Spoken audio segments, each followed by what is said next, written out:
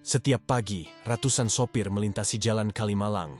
Tapi tidak ada yang menyangka, pada suatu siang di bulan Mei 2025, sebuah truk dari Subang akan menjadi pusat dari pertempuran jalanan yang brutal. Namanya Hendra.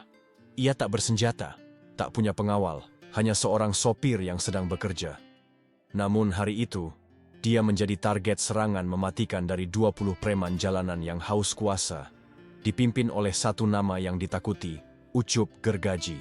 Tonton selengkapnya, karena ini bukan sekadar cerita tentang kekerasan jalanan. Ini tentang sistem yang retak dan keberanian yang memecah keheningan. Jalan Kalimalang sore itu tak jauh berbeda dari hari-hari sebelumnya. Panas, padat, dan membuat frustrasi. Deru knalpot saling bersahutan, motor-motor menyelip dari segala arah, dan truk-truk besar seperti yang dikendarai Hendra hanya bisa berjalan pelan, nyaris merayap seperti siput kelelahan. Hendra menarik napas dalam-dalam. Tangannya mengusap peluh yang terus mengalir dari dahi ke leher. Di dashboard, botol air mineral setengah kosong bergetar halus seiring getaran mesin. Radio tua menyala lirih, menyuarakan lagu lawas yang tak ia pedulikan. Dari balik kaca depan, dunia terlihat lambat. Mobil-mobil berjejer padat, pejalan kaki, menyeberang sembarangan, dan di kejauhan, langit mulai memerah pertanda senja akan turun. Ia masih harus menembus Jakarta, menurunkan barang sebelum malam, lalu kembali ke Subang, seperti biasa. Tapi hari itu, bukan hari yang biasa. Tanpa aba-aba, sebuah motor matic putih menyalip dari sisi kiri, hampir menyenggol spion. Hendra refleks injak rem, meski kecepatannya tak sampai 30. Si pengendara motor malah memelototinya dan berhenti di depan truk, membuat kendaraan besar itu harus berhenti total. Hendra mengernyit. Belum sempat ia buka kaca untuk berteriak, dari kaca spion kanan, dua mobil pickup melaju cepat, menyusup di antara kendaraan. Keduanya berhenti tak jauh dari truk Hendra, posisi mengapit. Pintu terbuka, dan dari dalamnya keluar belasan pria. Tubuh-tubuh penuh tato, beberapa mengenakan jaket lusuh, sebagian lain hanya kaos oblong. Salah satu dari mereka membawa pipa besi, yang lain membawa jeriken. Apa-apaan ini? Gumam Hendra, panik. Tangannya meraba ke bawah dashboard. Tombol itu, tombol merah kecil berlabel darurat, masih ada. Ia tahu tombol itu terhubung ke posko komunitas sopir. Masalahnya, ia tak tahu apakah itu benar-benar berfungsi atau cuma formalitas pemasaran aplikasi. Tapi saat kaca truk dihantam keras hingga retak, Hendra tak berpikir lagi. Ia tekan tombol itu. Bersamaan dengan itu, suara-suara kasar memenuhi udara. "Turun lu! Keluar dari mobil lo sekarang! Kalau kagak bayar, gua bakar nih truk!" Hendra terkunci. Jantungnya seperti dipukul dari dalam. Keringat berubah dingin. Karena seorang sandiwara luar mencoba membuka pintu, sambil mengacungkan golok kecil. Yang membawa jeriken mulai menyiramkan cairan dari samping ban ke bawah bak truk. Lalu, terdengar bunyi klik, korek api. "Anjing!"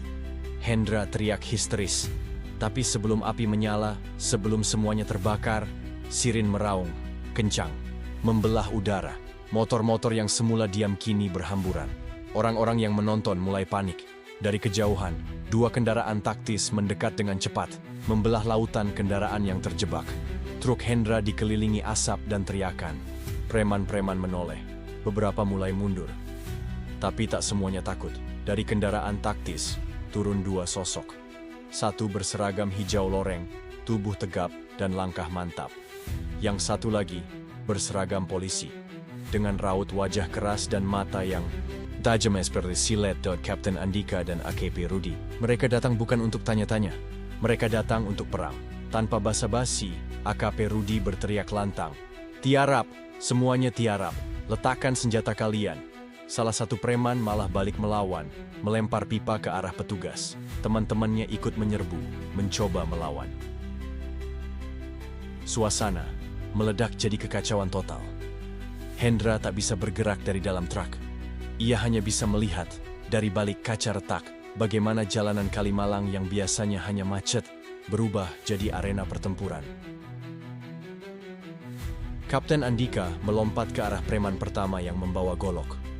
Dengan satu gerakan cepat, ia membanting tubuh itu ke kap mobil. AKP Rudi memburu dua orang sekaligus, menggiring mereka ke trotoar dan menekuk tangan. Salah satunya dengan presisi. Asap mulai memenuhi udara. Seseorang melempar batu. Preman lain kabur ke arah gang kecil. Tapi sebagian masih bertahan. Mereka seperti tak peduli nyawa. Seolah mereka sedang menjalankan perintah. Hendra akhirnya ditarik keluar oleh seorang prajurit muda yang membawanya menjauh ke belakang kendaraan taktis. "Tenang, Pak. Bapak aman sekarang. Kami dari tim respon cepat." Dari posisi berlindungnya, Hendra melihat semuanya. Jalanan penuh teriakan, tangan berdarah. Polisi dan TNI berdiri berdampingan. Tapi lebih dari itu, ia tahu satu hal. Apa yang ia alami bukan kejadian acak. Dan ketika sosok tinggi besar bernama Ucup Gergaji muncul di ujung kerumunan, dengan senyum sinis di wajahnya dan tatapan langsung ke arah Hendra, ia tahu ini baru permulaan. Sirin masih terdengar nyaring saat Hendra dipapah menjauh dari truknya. Nafasnya berat, dada naik turun tak beraturan. Keringat membanjiri wajah, bercampur debu dan ketakutan. Seorang prajurit muda memegang lengannya erat, membawanya kebalik. "Kendaraan taktis. Bapak aman sekarang," kata si prajurit. "Duduk di sini dulu, kami yang urus sisanya." Hendra tak menjawab. Matanya terpaku pada jalanan yang berubah seperti neraka. Preman dan aparat bentrok di tengah, lalu lintas yang kacau. Batu beterbangan, suara benturan keras terdengar seperti petasan. Beberapa preman berhasil kabur ke gang-gang sempit, tapi sebagian bertahan, seperti serigala yang dipojokkan. Kapten Andika bergerak cepat, seperti sudah terbiasa menghadapi kekacauan semacam ini. Tubuhnya tegap, gerakannya tegas. Ia menjatuhkan satu preman dengan satu pukulan siku, lalu memberi isyarat ke timnya untuk menyapu sisi kanan jalan. Sementara AKP Rudi terlihat lebih liar, bukan brutal, tapi cerdik dan tak kenal ampun. Ia mengejar dua preman yang sembunyi di balik gerobak bakso. Tak sampai 15 menit, suasana mulai terkendali. Jalanan diam, hanya tersisa sisa-sisa keributan. 3 preman babak belur diikat di pinggir jalan. 1 dibawa ke ambulans karena patah kaki. "Korban sipil?" tanya Kapten Andika. "Tidak ada, Pak. Sopir truk luka ringan, sisanya aman," jawab seorang. Anggota AKP Rudi mendekati Hendra. Ia jongkok di hadapannya. "Masih bisa ngomong, Pak?" Hendra mengangguk pelan. "Saya nggak tahu mereka siapa. Tiba-tiba aja nyerang." "Tenang, Pak. Sekarang kami yang urus. Tapi saya butuh Bapak bantu identifikasi nanti. Boleh?" Hendra diam sejenak, lalu mengangguk. Matanya masih kosong. Ia bahkan belum sadar betapa dekatnya ia dengan kematian. Kapten Andika berdiri tak jauh dari situ. Pandangannya menembus jalan yang mulai sepi. "Saya curiga ini bukan aksi biasa," AKP Rudi menoleh. "Saya juga. Terlalu banyak orang, terlalu terorganisir." Dari truk Hendra, petugas forensik menemukan sesuatu yang mencurigakan. Stiker kecil dengan logo berbentuk ular melingkar di dalam roda gigi. Bukan sembarang simbol. Itu adalah tanda yang dikenal di kalangan intelijen sebagai milik jaringan pemeras logistik lintas provinsi. Dan itu berarti satu hal. Apa yang terjadi pada Hendra hanya ke permukaannya dari masalah yang jauh lebih besar. Nama aslinya Yusuf Harahap. Tapi di jalanan, semua memanggilnya Ucup Gergaji. Bukan karena ia tukang kayu, tapi karena dulu, dalam sebuah perkelahian, ia pernah menyayat punggung lawannya dengan gergaji baja. Sejak itu, namanya menempel di setiap sudut gelap Jakarta Timur. Ucup adalah wajah dari apa yang disebut Raja Jalanan. Ia tak sekadar memalak, ia membangun sistem. Gengnya bukan sembarang preman. Mereka beroperasi seperti pasukan milisi. Ada kode, ada perintah, ada jalur distribusi hasil rampokan yang berjalan seperti bisnis. Dan yang lebih gila lagi, mereka dilindungi. Beberapa sopir truk yang selamat dari pemerasan geng ini pernah bersaksi secara diam-diam. Kalau kita lawan, mereka tahu alamat rumah. Kalau kita lapor polisi, yang datang malah orang dalam mereka. Ucup punya mata dan telinga di mana-mana. Dan kali ini, dia sendiri yang memimpin serangan ke Hendra. Kenapa? Karena truk Hendra bukan truk biasa. Dalam beberapa minggu terakhir, jaringan Ucup kehilangan beberapa rute pemerasan. Truk-truk mulai dipasangi GPS baru, sistem alarm otomatis, dan tombol darurat yang terhubung ke pusat kontrol komunitas sopir. Mereka tahu, ada seseorang yang memantau mereka dari dalam. Dan Ucup punya daftar, dan Hendra ada di dalamnya. Tapi, mereka salah perhitungan. Hendra memang sendirian, tapi tombol kecil di dashboard itu membawa neraka ke kepala mereka. Setelah gagal dalam serangan Kalimalang, Ucup mundur ke markasnya. Sebuah gudang kosong di Cakung, yang di dalamnya ternyata adalah pusat operasional besar, komputer, daftar muatan, rute harian, dan catatan transaksi. Kita dibocorin, gumam Ucup, matanya menatap layar peta digital. Ia menoleh ke anak buahnya. Siapa yang ngasih info, siapa yang main dua kaki, cari, sekarang. Di luar gudang, mobil pick-up berderet. Ada puluhan preman lagi, siap tempur. Tapi, kini, bukan untuk memalak, melainkan untuk bertahan, karena mereka tahu aparat akan datang, dan mereka nggak bakal datang buat tanya-tanya. 3 hari setelah insiden Kalimalang, Hendra masih belum bisa tidur nyenyak. Setiap kali memejamkan mata, bayangan wajah-wajah beringas itu muncul lagi. Teriakan, korek api, bau bensin. Semua seperti diputar ulang dalam kepalanya. Ia sementara tinggal di penginapan milik komunitas sopir yang bekerja sama dengan kepolisian. Tempat itu dijaga ketat, tapi tetap saja rasa aman tak benar-benar hadir. Sementara itu, Kapten Andika dan AKP Rudi mulai mengurai benang kusut. Data yang ditemukan dari truk Hendra, terutama stiker simbol ular, ternyata beririsan dengan penyelidikan lama yang sempat dibekukan karena kurang bukti dan karena tekanan dari atas. Kita butuh orang dalam, kata Rudi. Dan saya rasa, kita sudah punya satu. Mereka menatap Hendra, awalnya Hendra menolak. Ia sopir, bukan mata-mata. Tapi setelah salah satu teman sopirnya ditemukan babak belur di rest area, dan truk milik temannya hilang entah kemana, Hendra sadar. Ia sudah masuk terlalu dalam. Akhirnya, dengan pelatihan singkat dari tim Andika, Hendra dipasangi pelacak, dan alat perekam suara. Ia kembali ke jalan, pura-pura kembali bekerja seperti biasa. Tapi kali ini, ada misi lain di balik kemudi. Di sisi lain, Ucup semakin curiga. Ia mencium ada yang tidak beres.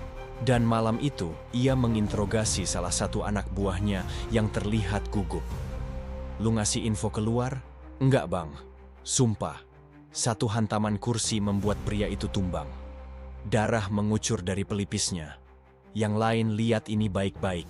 Siapa yang main dua kaki? Gue yang habisin sendiri. Di pagi yang sama, Hendra menemukan sesuatu yang membuat jantungnya hampir copot.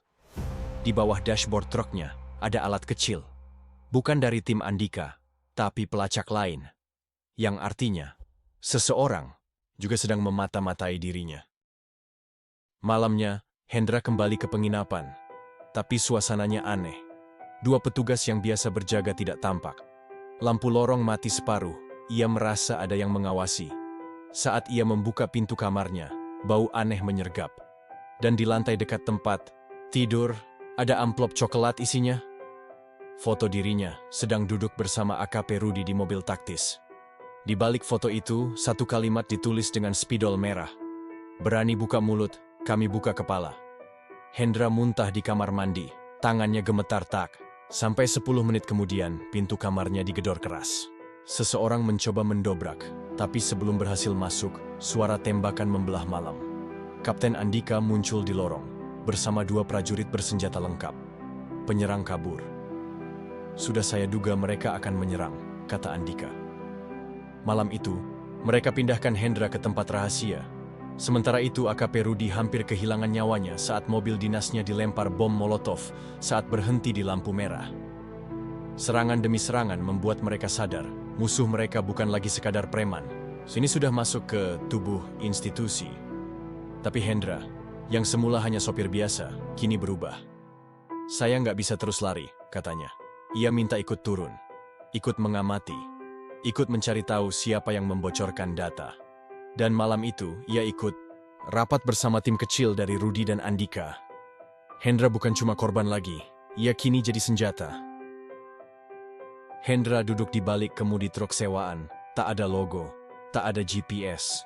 Ia sudah dilucuti dari semua pelacak oleh tim Andika sebagai bagian dari penyamaran.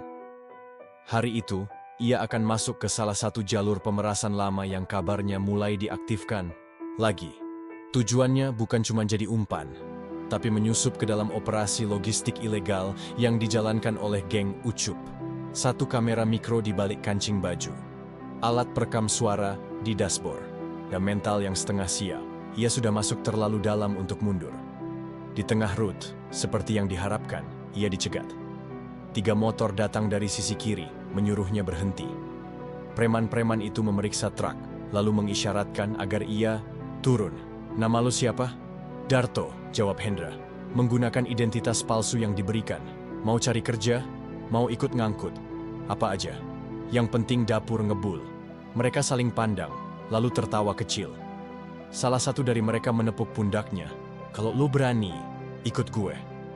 Hendra dibawa ke sebuah lokasi tersembunyi. Gudang tua yang dijaga ketat. Di dalamnya, terlihat jelas. Ada sistem. Rute pengiriman. Barang hasil curian. Senjata tajam. Bahkan narkoba dalam kantong kecil. Semua dipantau lewat komputer, jadul dan peta besar di dinding. Dan di pojok ruangan, sosok yang tak asing. Ucup gergaji. Hendra menunduk, tak ingin dikenali. Ia pura-pura sibuk memeriksa roda truk lain. Tapi pandangannya mencuri tiap detail. Lokasi kamera, posisi senjata, pintu keluar. Sore hari, ia izin ke toilet. Tapi bukan untuk buang air.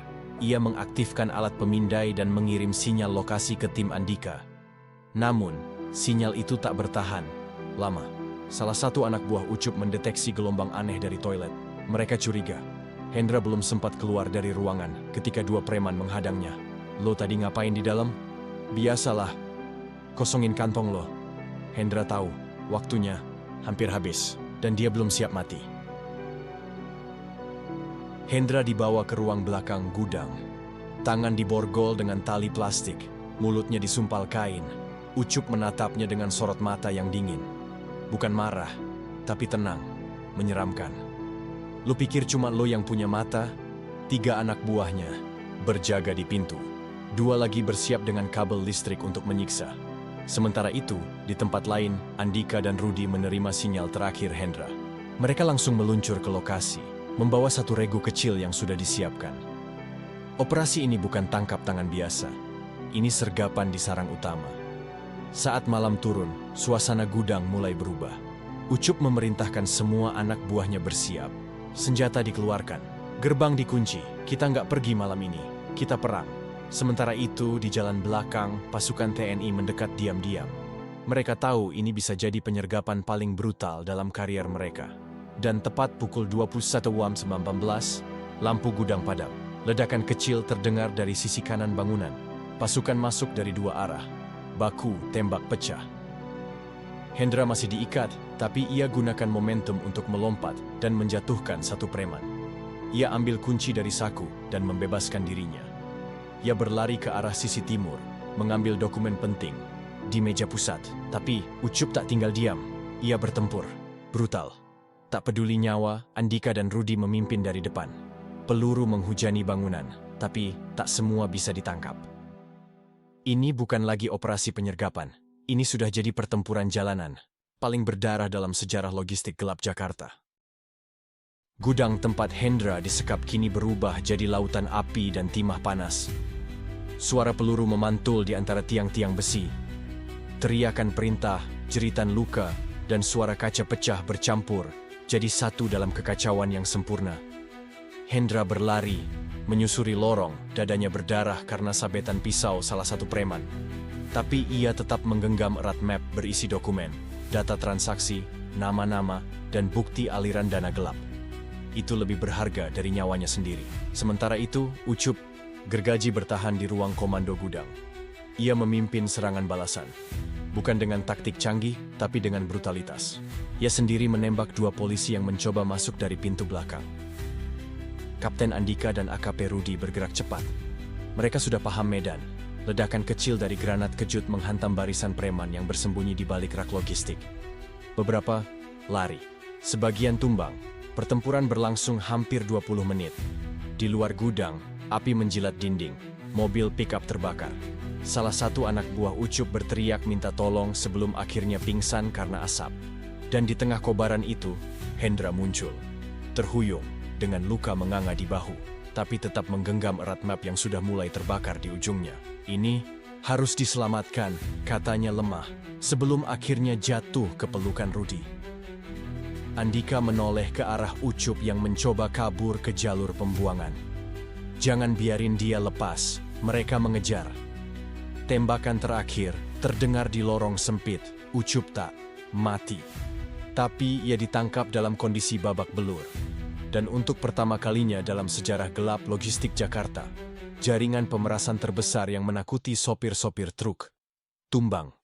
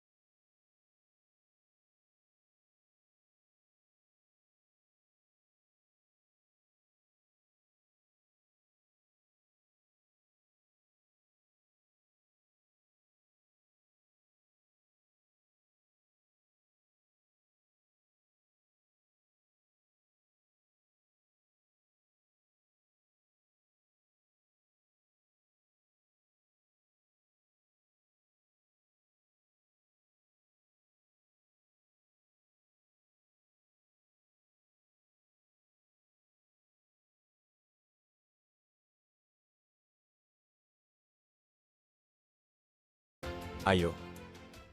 2 bulan berlalu sejak malam berdarah di gudang Cakung. Jakarta kembali sibuk seperti biasa. Truk-truk kembali melintasi Kalimalang, seperti tak pernah terjadi apa-apa. Tapi bagi sebagian orang, terutama sopir truk seperti Hendra, jalan itu tak akan pernah sama lagi.